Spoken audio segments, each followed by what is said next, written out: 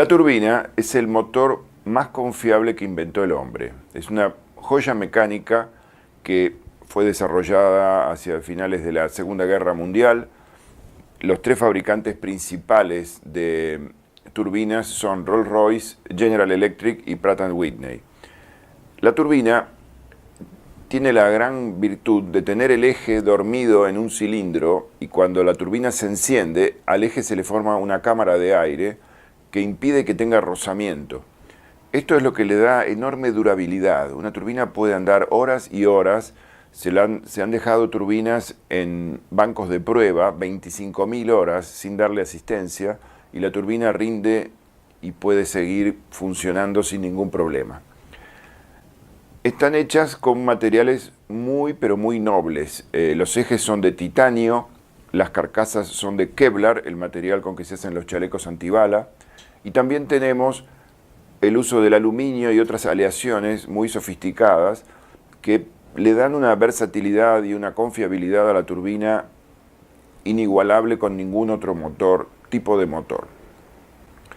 Cuando vemos una turbina, lo que llama la atención es la simpleza al ver un eje, un corte sagital de la turbina. Lo que vemos son álabes, que son paletas que van a ser movidas por un compresor que tienen los aviones en la cola, que se llama APU, Unidad de Potencia Auxiliar o Auxiliary Power Unity. Ese compresor mueve la fase inicial de rotación de los álabes, ahí se comprime el aire y hay cámaras de combustión que son cilindros que están colocados alrededor del eje de la turbina. En esas cámaras de combustión tenemos combustible en spray, un aerosol, y dos bujías que hacen una chispa, un arco voltaico, que van a encender el combustible. Esto finalmente mueve las paletas finales de la turbina, que están en la parte trasera, donde se produce el efecto Venturi, es el efecto de turbina propiamente dicho. Ahí se va a mover las paletas finales, eso mueve el eje y ahí se cerró el circuito, ya no necesita más intervención. Es aire, chispa, combustible y ya está girando la turbina y está alargando un jet de aire muy potente en la parte de atrás y propulsa con muchísimos caballos de fuerza. Recuerden que las turbinas son independientes y todo avión tiene duplicada la fuerza motriz. Esto significa que si la mitad de la planta motriz tiene algún desperfecto, va a seguir funcionando el avión porque el piloto puede enderezar el timón de cola y continuar el vuelo. En caso de que haya un desperfecto de una turbina, se va a volver al aeropuerto. Es algo muy poco frecuente, los aviones no tienen generalmente problemas con turbinas, pero si se llegara a dar algún problema, el mundo está lleno de aeropuertos y se puede parar en cualquier aeropuerto. Podemos confiar en la turbina. Realmente yo le pido a mis pasajeros que tengan el concepto de podemos abrazar a la turbina, porque desde la década del 70 que la turbina se estabiliza, tenemos aviación segura. Así que podemos estar respaldados y confiados en que estos motores nos van a llevar nuestra nave a buen destino. Recuerden, la turbina es el motor más confiable que inventó el hombre. Entramos en el tema que más preocupa a la mayoría de los pasajeros, que es la meteorología. Las tormentas por sí solas jamás van a tirar un avión. Es importante recordar esto porque las personas se sienten vulnerables cuando el avión entra en una tormenta, sienten su cuerpo que es zarandeado y sacudido como si le estuvieran haciendo una manteada, y empieza la angustia o la descarga de adrenalina. Las cabinas de avión soportan hasta 12 veces la presión de la gravedad. Esto no se puede dar por ninguna situación meteorológica. Hay aviones que incluso pueden entrar en un huracán para tomar medidas, y lo hacen del Centro de Investigación de Huracanes que hay en Miami. Salen aviones comunes que van a medir el huracán. Cuando se ha dicho que una tormenta tiró un avión, esto es un invento de la prensa. Los aviones solos no se caen por la meteorología. Cuando hay un accidente aéreo se dan 7 errores o 7 ventanas de oportunidad la meteorología puede ser un factor sobreagregado, pero no es determinante. Ningún avión se va a caer por una tormenta. Los aviones salen con tormenta, aterrizan con tormenta, en el crucero pueden tomar alguna tormenta, especialmente los aviones que vuelan de cabotaje a menor altura, a los 5 o 6 mil metros, puede un avión moverse mucho más, obviamente, que si va a los 10.000 metros. En la altura, cuando el avión hace traslados que incluyan al Ecuador, ahí se van a mover todos los aviones.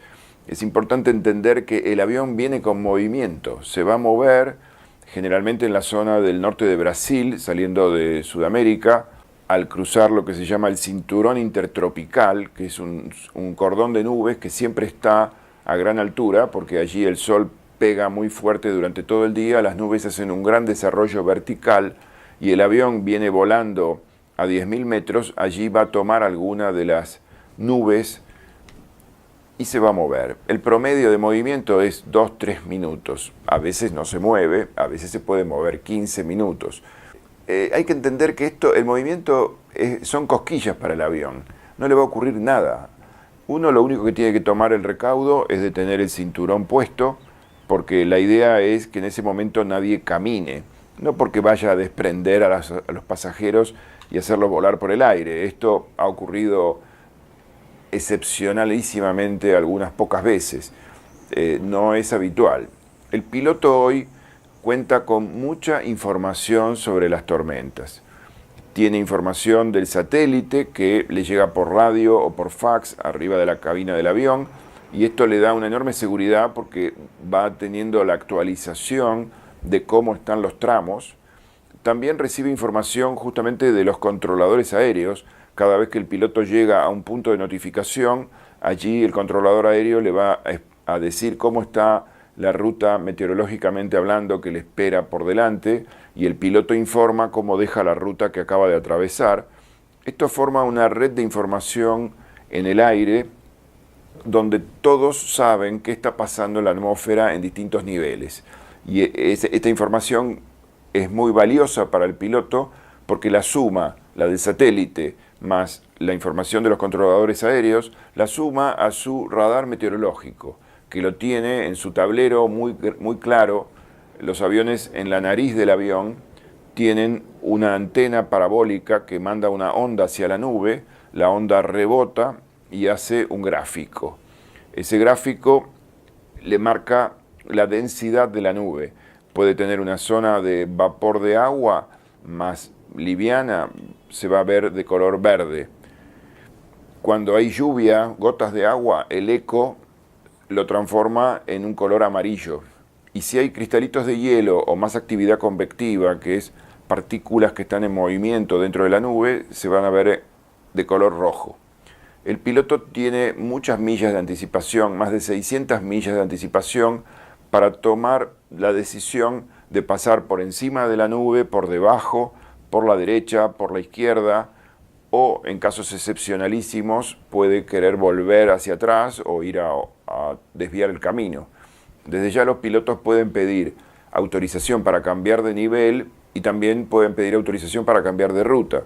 Las rutas aéreas son de 3 kilómetros de ancho y el piloto se puede mover dentro de esa franja. Pueden en determinados casos pedir cambiar de ruta. Las turbulencias se generan por 3 mecanismos. El primero es la turbulencia en aire claro, que es cuando hay masas de aire que están en fricción. Es aire seco, sin humedad, el cielo puede estar celeste, muy límpido y igual moverse el avión porque hay una masa de aire frío que en general entra en cuña por debajo de una masa de aire caliente y se producen flujos laminares, se llaman, como láminas de vientos en distinta temperatura. Allí va a haber un poco de marejada, es como si fuéramos en una lancha o en un barco con algo de oleaje. Es de baja intensidad y el piloto en general cambia un poco la altura y resuelve el problema. La nube que más nos perturba como pasajeros, y estoy hablando de perturbación en términos de incomodidad, no por peligro, porque peligro no hay, pero que molesta más a los pasajeros, es el cúmulus. Los cúmulos son nubes que tienen actividad convectiva.